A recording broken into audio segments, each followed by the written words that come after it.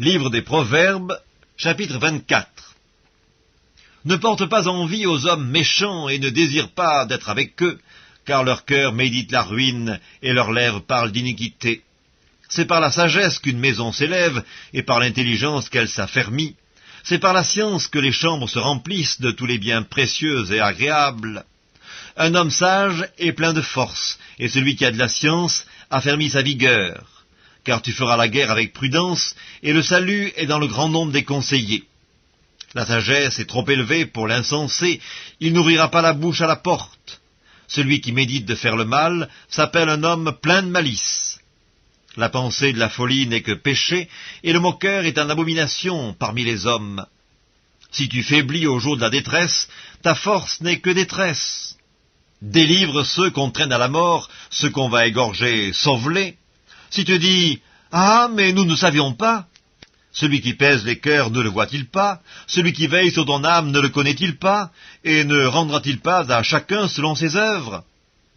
Mon fils, mange du miel, car il est bon. Un rayon de miel sera doux à ton palais.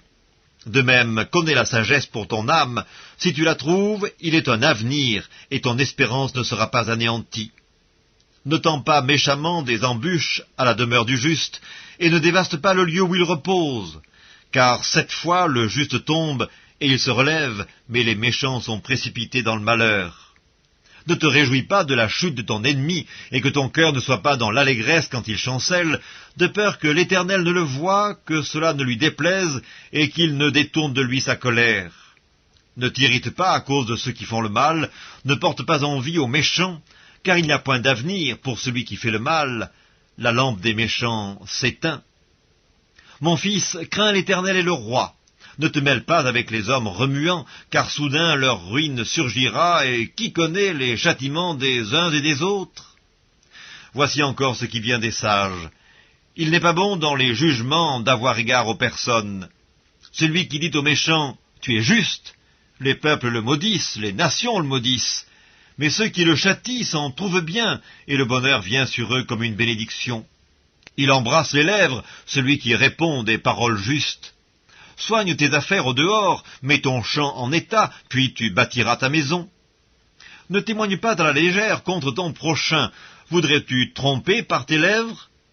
Ne dis pas « Je lui ferai comme il m'a fait, je rendrai à chacun selon ses œuvres ».